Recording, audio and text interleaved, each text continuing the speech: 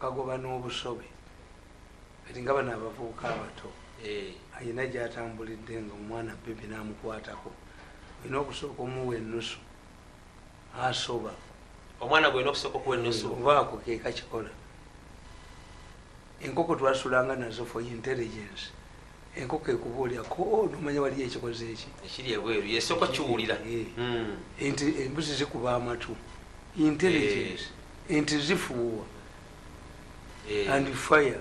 This was the defense mechanism. Bannayuganda bintu babitwala nga serious tebabifaako ono bwe yampa Kayonza bwe yampa eddagala ly'emimiro ate ono yandeezedde lyo lya fatiiki vuga towummulantiyogera siiba oyogera munnabyafuzi muki bakayita jane lugendo kanywango lugendo ng'okooye yakandeezedde kajjako fatiiki mbu n'abatamiivu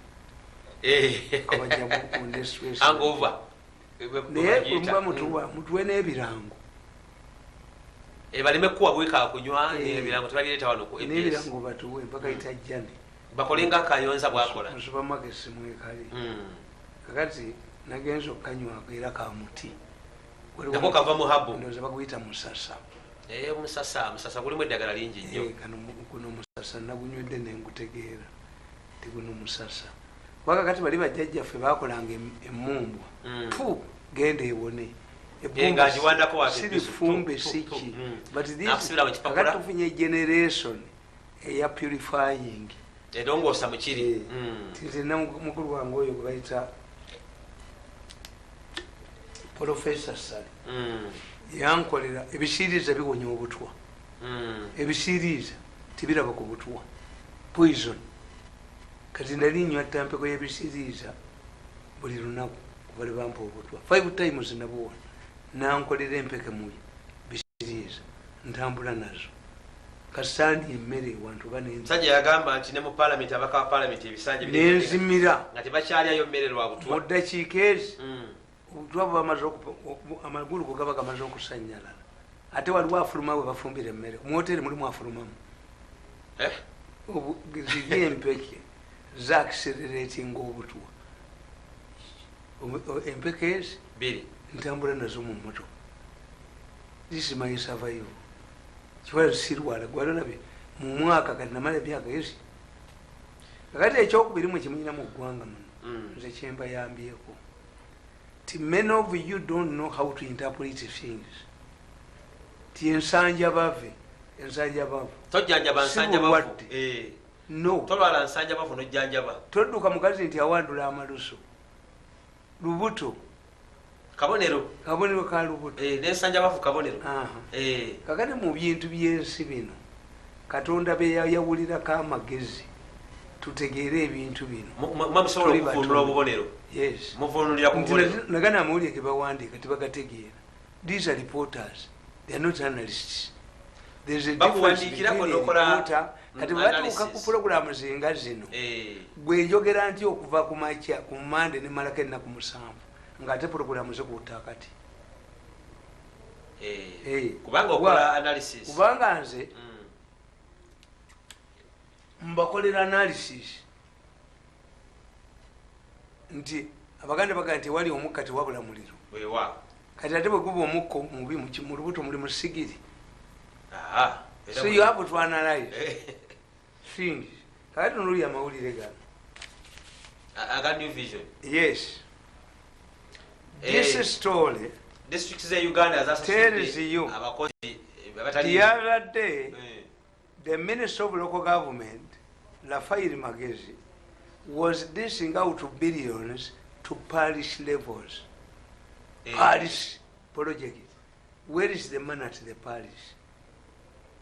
Nemugala Rafael Magezi. Parish model. You will end up in a jail. Yenkole yazze kati. Nagenda agamba ti abeero sabata neta kulako musaba abafundidde stamp eroswa nerosito sente bazimubbawo.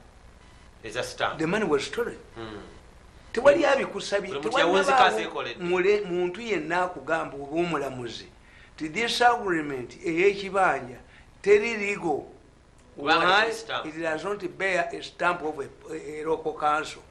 bajja ne bakimuguza tekyali kiki magezi ago amagezi tagayina talina magezi ago gakubba tagayina bano ababbi abali mu gavumenti be bakimuleeta bo ne babala they calculated the parishes ziri mmeka tukiyita calculator politics how many parishes did get these stamps nze nabayamba nga basaze okukwata aba government printers bali abaliko bakwata ono omukazi yali minister omayiba obeera minister wa president gwokolera ne government printers ebintu bibamu obuvunanyizibwa government printers yayina ploti 5 mu Entebbe nga tumwebaze ye minister mu president's office tewali ne bajewolerako 5 billion to clear the debt ate ebadde tekola revenue authority nebanja billion 3 etakola naye tumwebaze ogenda kuddawa where are you going to go and these are younger people oba muwayiro omusajja no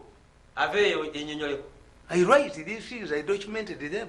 Manager bwe yavaawo ne bamugoba ne bamusiba is there bajja kubalumiriza nga bapama yinja abakozi be basasudde abo kakati look at this story what does it mean okwanalizinga yes instead of the money because they first acquire the money nga bona bumumbo gw'emmere guno gwabako guno gwaki empombo z'abako ne bazibba kakati kitegeeza abako tebalya this money is budgeted for intended to improve their welfare, your welfare in villages. Has Museveni stolen this money? Kakati mmwe bano ababbye ssente babagamba mujjeko Museveni bano babagamba Museveni ye mubi kuba Museveni bw'avaako bano temujja bategeera ate babongere bababbe bano ababba ssente kaawo ala this years kanoga nebana disi bimongwa baavu bano babakwata kwata wali owuliddeko ala disi alwanyisa kaawo bebaba wa ssente toyinza kuddi ala disi n'omuwa miliyoni kitundu and two it is coming at a time when this man waited the auditor general when budget allocations had been done okitegeera this auditor general's report would come earlier than the allocation of budgetary money era parliament erimu amagezi ezedda bakugambanga nti wadde parliament eyisizza naye we shall not endorse this money unless or addition ombudsman auditor general kati ombudsman mwamufuula igigi parliament would also demand kubanga bagenda bagamba should this be part of the budget nti okamba kayisa but even the people you took to parliament abimongwa except a few people but buli kintu kyonna ku district bafu kugundi kwonna bafu ne parliament mawe yaga nti garbage in garbage out kuba mwe mwalowoozanga kwesayusa yes naye nabagamba nti emmotoka egenda okuziika kyeva ebatta temutegeera ekola ku luguudo olwo lweva oluguudo alumanyi yonnamu mulonda bakansalas ate bano abanuupu bafu nnyo yes bafu bakansala banuupu ate bo bafu nnyo buganda egenda kudda emabega emyaka 100 because these are people who don't understand nabagamba omusajja bamuyita gulu wa NRM naye bamuwabidde paka mu court of appeal nga NRM ate bawadde ssente singa terabakuba nerekito commission yali eganye omwenda osinga abannopo bavunaana kimanyi abantu bebabalonda tebasoma abantu bebabalonda waliwo kakozi kebalite waffe kafumbi kagundi bwekati ayisa atya budget it was intended for these people to pass their money as they want kwerira kasente they are not knowledgeable mutulondera kakati this is money billions in a government newspaper districts pay billions to ghost staff bandi kikweseeko and you not see that cows have been arrested. It ends here because the intention is incitement. Heads must roll. We call them conclusive statements. And now, and now. The side director must move in. naye president Museveni nayimirira mulale naga nti wanadizaliwa tijangu nnyonnyola namala okunyonnyola ebyobuwa natambula nagenda ntambula nga nze ndi director wa side ntambula na mpingu zange badduka tolabayo kawo tolaba yani nga bagakakobanyonnyola nga tebiriyo anti nkubuulidde you need minister of information and national guidance oyo eyawayira Museveni mukukubira akatambi ku mulembe gwa Nebanda eyaga nti Museveni yese Nebanda naye gwe musajja gwe singa oyina ensonyi singa ogenda ne mu State House gwe bali omunsi singa ogenda nandi Museveni yabatunulye bwati nalabanga oluggi lwendabirwamu gwe tokijjukira nti ku Nebanda Yesu gwe bali omunsi wali ogamba Museveni nti yatta Nebanda nakuwa president notwala yenga nosunda engalabiyo when you enter State House and you look at Museveni what do you remember? Ani ngamba bali omunsi ono magezi kugamba the opposite of magezi yes ate babikukola batya waliwo omwana baali bamuyita Bright nga Bright ate yafuna myenda mirere Bright ku ssomero the name does not reflect it but you will be answerable in future because the auditor's report remains in custody ate munajokyale mugimalawo yes kakati kikutegeeza tebasobola kati kikomye kati kikomye naye onayo inciting abantu and it will not generate debate no abantu bomukyalo tebamanyi nti kati ku buli district tuincitinga abantu balwanira omuwumbo gw'emmere anti babagulwanira bamanyi kuba mu Uganda government money is not known tebazirabanga ezaabwe naye ngaomuganda akugamba nti obonabonanga eyabba ende ku mulumbe kunywa mwenge naye noba sente z'abantu ne bakuba mu lupapula lwa gavumenti tewali nobody stepwood ekyo kyawedde kati notunulya bano yo gavumenti ebayita bakuzanya bano ne bukedde they are very dangerous newspapers look what this story these people are pursuing the military. They are provoking. You must continue publicizing atrocities. Era wano ne bakakuteerawo Museveni alabudde ababikola ng'alabulirawa when did he? A press conference yesterday. And when did he? Yes, justifying bino.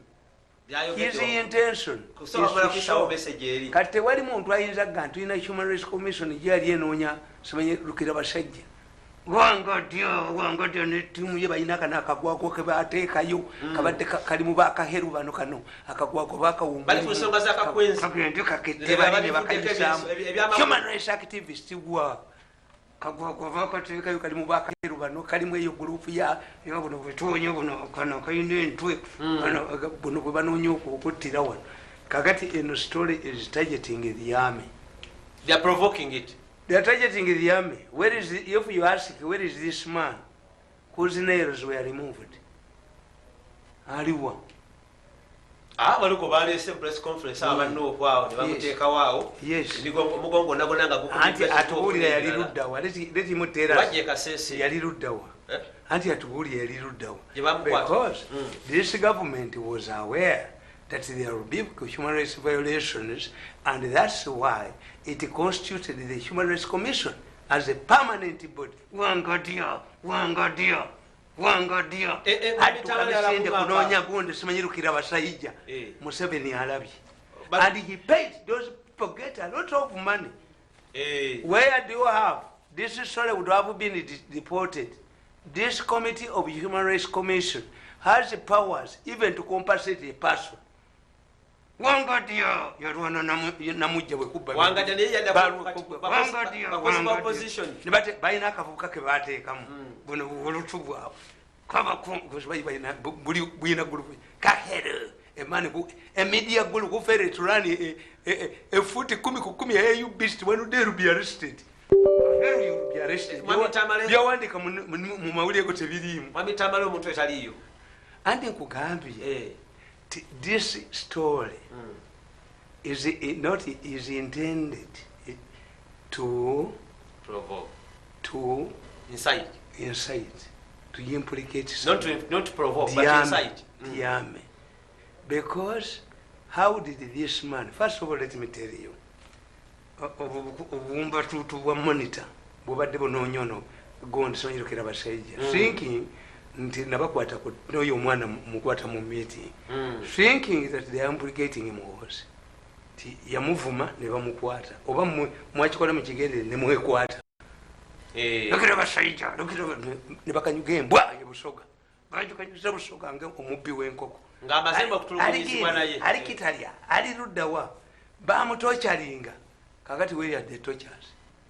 Show us the scars. Lwaki wa national guidance tavayo nayogera ku nsonga these people even in the military because bwe baba balwanagana mu gavumenti bajje bakiralinga air mbategeera ti Kayihura bwe yali alwanya ne Tumukunde nabaga nti abawesitaani abantu balungi naye buli obutamanya ddogo nabingi tebamukolerako nnyo bakozesa malisi tebaali bakoba Kayihura walaba abavudde Nalufeenya nga bamuwanikira omukono mu kooti any serious prison officer would know that this Musibe is going to court. We can even give a false explanation but it is abaddeyo wakirasoka jjanja naye bwolaba bamulese mu kooti abawesitaana mukolera nnyo ku fitina obusuma ne fitina bye bisudde gavumenti yamu when they fight newunyiza kati bamutadde batya ngaali mu mbeera I captured a meeting where two people, a group was discussing why did Muhoozi go with somebody else. They said no, he went with his personal secretary. Did the personal secretary enter the meeting? No. What did he discuss with President Kagame? Look at the trend. The families, split families in Africa fight each other in Chad, where Equatorial Guinea-Bissau, where nga batudde ku Muhoozi yakoze kibi. Yakoze kibi balina mubba ekyokuta boda afeye katuna kibi naye ng'ate bali relatives be naye bulijjo gundi kati nze nabasonyiye if they can attack their own bulijjo mwami Kagame alinda Muhoozi okuta if they can attack their own nga batudde ate ne video nzikuba mbayina should we say to Uganda bending zero kitegedde nkyo nkirabye kitegedde. This story is intended to malign whoever is doing it. How did era n'abanuupu basiru why do you take somebody omulwadde before press conference anti munnange kuba nabo bagoonya twagala kulaga atrocities these are crocodiles zasama ekivundu kijje ziri enswera did you treat him? You would say we recovered this man, we took him to hospital, he's recovering from hospital. Never mukozesanga bugologosa. You are also noob leaders. You are also you are stupid, you opportunist. Anti osanga omusajja nga nakuba omusajja embo yalwala ebizimba kasola azimbye bwati ng'empanama agitambuza bwati mbuba mwese nembaga timumuwa mumukuba kubanga ono yakifuula ki business a sickness that would be operated yagifuula ki byanfuna kukanga abantu totugire mu olukukwata sente again. Yes, this is noob. They operating like a ye noob yasazeewo neteekawo ekintu ekifaanako bwekityo. This person wouldn't be in a press conference. This person would be undergoing treatment. And because they connive with these people, noob connives with these people. Nababuuza twebakola operation eno eyabanuupu wakola ki lwaki ebifaananyi byalabika ebinuupu nga yebiyina ekitegeeza nuupu nabano bebamu mulimu abali mu gavumenti nga opposition yes bakolera bano anti bano balowooza nti gavumenti egenda kubwa nebwegwa bali mu situation nti tufune ba allies abalalnedda neeri gyolaze bajja bikubuuza bino time rukamu tigwe tekawo akakiiko akabuuliriza buli omu yeetika omusa that is stupidity of them those who are in government anti nayo bakwatirayo namiti yagaana okudduka namiti yali commanding officer waawa wa Simba nga yatta Katabalwa bamukwata teyafiira mu kkomera what if you had fled with Obote tekikuyamba never be an opportunistic nze tewali asobola kugaa nti yatuddeko n'abanuupu sajja emboozi zaabwe zitiisa batulugunyisibwa kakati tabakana akafekete kabukidde tekawandiikangako ku bantu bafa kakati omusango oguli mu kooti olwokuba amaze kitambuza waliwo n'omunene eryafunye bakuntumye ayina okutemba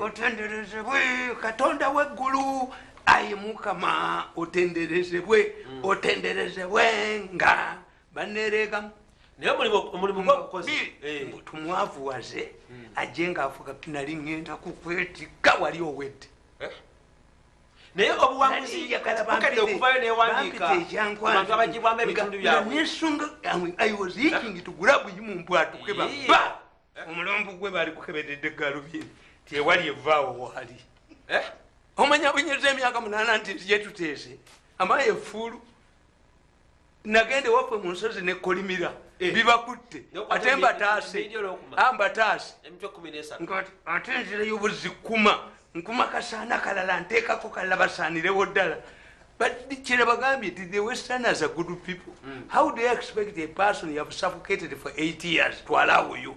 I want you to prove that even this option does not work on me not to apply it again.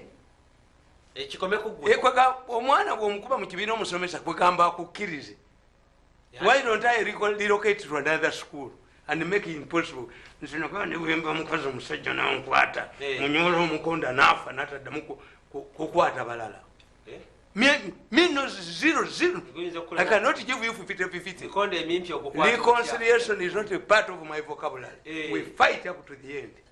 Era professor yabagamba that man cannot move even an inch, cannot bend, even if you dangle money. Aniko bali dangle the billion settle naziga. Did he sell his cows? This is government money. Mani wanyamboyo kuandika story yo. Jolwanidde kumala mwaka mulamba. Yes, kakati ono. Mutemukitegeera. This one, there are two killers. There are two types of killers involved in killing people for organs. Booked the ones who divert us. Booked the ones who divert us that they are killed abroad. Because the argument is our role is to take their people. We are not responsible. Ekyo bakiganye omunene bamuwadde bakuntumye mulaba ku byuma atagala leero okuluno gana abamyuka kulubya gana akumyuka kuluno gana abamyuka kajiji gana akumyuka omunene gana amumyuka chairman gana amumyuka batembe baluwa zazze bakuntumye bagenda kutemba anti Museveni yabakuba julizi bongera bagamba bawandikayo ebbaluwa mbu covid mungi nnyo Museveni n'amujjawo bali abantu 157 Museveni najjako bajjako bano n'abawaayo akakooka gawano ga gundi weeyomba ne wawuya ne kagende we are experts if I know we are doing research ne bakayolerayo yegoliga konkomaliddeyo nabo bakwatirayo leero okuluno gana akumyuka kajiji gana akumyuka kajiji gana akumyuka kajiji gana akumyuka omunene gana akumyuka omunene gana chairman gana akumyuka yes kuneregamu banku babasigaze business yawo nga balowooza ndi mwangu baba nagisimatuka otabaala emandwe bakubye ne bawanika obugulu manda kyeyoba ngende waffe nezina amazina nakugamba nti emindi ya mitwe 11 tugikuba esaawa 8 ogwekiro buli gwekona kabina bwoti ngaoli bwerera asiraana buli linnya lyoyogerako asiraana yongera kusiraana mweti mwawule eddogo n'eddogoti fetulina ddogoti mumina malugu bagiro baliyita ddogoti ba kakati ndo kitegedde finally kino ndoza si kibi kakati tunuli story eno Museveni was appealing to landlords to be patient to their landlords because they were ravaged by COVID. Bano bakuga bataddewo ennaku 3 kyova olaba ti abaganda bagamba tizamufuula kati buno bubadde obwavu nga kalulu kanonyeza ku bodaboda obuli mu parliament tebukyabimanyi nti teriyo omuntu ayagala to be humiliated okumugoba mu nju omuntu yenna omugezi asooka kusasula wakolera ne wasula but if he fails era ffe tubagamba naffe tulina amayumba nti nze omupangisa manyi nomuwa emyezi 3 anonye wagenda mirembe kubanga nange nkimanyi nakiriko tuga nti omanye ebya Uganda bizibu oyinza okubanga nawe olina amayumba gopangisa ate nga nawe olina gyopangisa naye nolaba obugwagwanga buno obwamonito buno anti bustaafu tebulina namayumba obwamawulire buno bwonna obugwagoife abamawulire balina sente. You know what happens whenever there is a function, the first thing Ugandan journalists do is to put down their names on a piece of paper expecting money. Ne babawa emitwalo ebiri ng'obukolwa mu advocating nga no abamawulire bwe kiri ng'ekikirasi no the moment you arrive at a function Ugandan journalists kade batandika okubala mukalekale mumulikale naye olwaga nti ndi freelance waliwo ayogera olupapula olwagwedda nobalaba baliwo 100 kakati oli yategese miliyoni kati public relations office yategese miliyoni ki abawa mutwalo ate bazirwaniramu. Waliwo wamawulire yayimiriza ayogera namugamba nti madam stop talking. Why? We are not writing. Waliwo bebawadde sente ne batawadde ku mukolo at a function. We are not writing. Yes. Kakati how can a poor person advocate for this? Ngana muri affected. Bandi chimbiza ne bakisirikira. No, you attack these idiots. This is out of touch with the population. See obligation ya kuattacking parliament Museveni bajimuwambako. Ate bakididde kati baagala nnyo okukola ebyobusiru ng'amongi yalimu olanya yadduka kyandibadde kitaba Tamale naye mumugende wa president olanya ne chief justice mpuliayo amaloboozi waliwo yafekinga amaloboozi gaabwe mu meeting nkiwulirayo kyandibadde kitaba Tamale endo nemikayo kirabika waliwo eyalumika yabateeka mu meeting kati their strategies ensure bawandiise ne mu monitor bills eziyisiddwa ku Amongi n'eziyisiddwa ku Olanya gwe tobitegeera nze mbitegeera Bamungi. Yes, you don't understand these things. Timumusoma busomi mawulire Olanya yabulira mu kisiikiriza okusema mu mitalo kakati kankoboolize nti nkugambye teriyo obutambi Oshibwa Olanya yabulira mu ggwanga ewa president eriyo obutambitambi bwe bafekinga amannya yonna kyensi wa Tamale opposition ejjudde nnyo mu system za NRM meeting ezo kakati nkubuulira negamba 3 days ago I left. I told you nti balooya baba pastors abakuba bujingo olwamuhoozi bagenda ewa Teddy nabawo kukijjula entebe n'abafumbirwa ekijjulo ky'amaanyi olwamala okukirya ne badda ebbali. But this woman is mad. We cannot even take her to court. Why? Because it can spoil the case. We rather take emitala naye ffe bwatuwa sente zaffe ffe tuli bakozi ba sente bannamateeka kakati bwe banvudde bambaayo eyo naye mbakuba ebyuma ne bibakwata omanyinze sirimba ebyuma ne bibanyuga kakati jo bagenze wa pasita n'abagaa nti olujja luno mululaba emmotoka ezipaakinga wano zikwata ne ku lw'emasaka kati awo mutegeere pasita ki naye okumanya balooya bafere bamaze kudda bbali nga mbalaba. He's not in the mood now. He's not in the mood. essimu sikweke naawe ebyuma bigenda tukwata ebyuma bigenda bakwata mwe musinga bana amaanyi baloya mmwe baloya nali mbayita bagezi nnyo bano bapumba ebiryoka bituuka wali mu ddiiro lye. How are you? The road is still keep protecting us. How is the progress? The problem you have, sir, is this President's advisor Mirundi has made it very difficult for us to proceed with the case. Because he captures us. And we rank the magistrate of Entebbe 11 times, but the man has refused to pick the phone.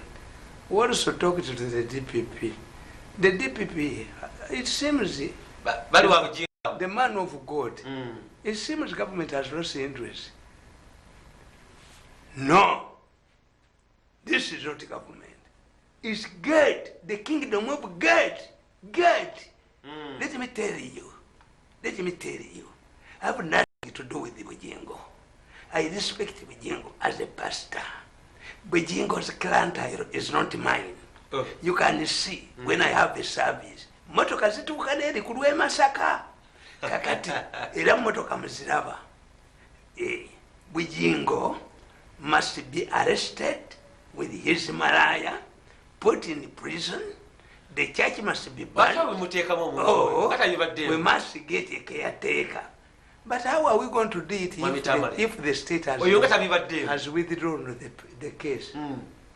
Tugamba se angamba nti oyo ngata bibadde oyo gw'omwogera nekye ngamba yeegana yabaga nti oluguudo lw'e Masaka oyo ngata bibaddeemu ate ebyange ebyuma birimba bikyona mukoonako yabadde newunyiza nnyo kati naye wanditambala ebintu byo ne bimugamba ebifere baloya si bafere bakozi ba ssente namugamba naye nga gavumenti omusango eguggyemu enda. This is a matter between the kingdom of God. Tayinza kukolera mu bwenzi mu yeekalo ya Katonda ya God. If the government is not interested, we shall call a meeting for pastors and remove this man, put him in the prison. Ali under pressure ku mukazi we. Omanya abasumba abakadde. Abasumba abakazi abakadde. Bati anti eno gundi opena. Kwa gamba omukazi bw'afanga azaala kitegeeza abakazi balekeyo okwebaka n'abasajja. Kiba kisiraani kyo mukuume obufumbo bwammwe. Banyweze. Fwe obwange nga tebutabuka. Ewange nga tebavaayo. Gye bali bateredde. Baana bakoze. Bazadde bannaabo bwa. Balonda byeko nga bankubye mu mawulire naku by'omukazi oluyi. Kakati muleke kuddya bizibu bya famire zammwe. Kakati omusajja ne bamugamba. The man of God. What about this man, Mabirizi? Are you planning to save him? Mabirizi is not the chief petitioner. The chief petitioner is Rutaro. Even when we took the case to court, Mabirizi was not there. We shall not help Mabirizi. But Mabirizi, you know, as a lawyer, Mabirizi is going to lose his certificate and he's not going to work. Has been helping us. Me, I don't know Mabirizi. The only person I know is Robert Rutalo. Nebegambo byafulumye. Nebo olibisirikira ko dibyofu. Sagala fitina. Lwaki obisirikira? Lwaki obileeta wano kompewo? Omanyi nabadde simanyi Bugingo. Bugingo has never seen me. I saw Bugingo yesterday and I handed over both the recordings and the video clips at Gere fitina y'abantu bano. Abukbe Me, I don't. Why do you want to ban somebody's church? Obwenzi si busiyazi. Waliwo abapasita bebavunanya obusiyazi ne bawulira mu kkooti naye nga babalumiza weebali. We know court gundi zaffe. Yes. But they are acquitted. Yes. What if in between the cases were tried nga churches zaabwe zaggalawo? Kubanga obwenzi n'obusiyazi byanjawulo. Katonda tayizikirizangako kibuga lwa bwenzi. Katonda yazikiriza ekibuga lwaki?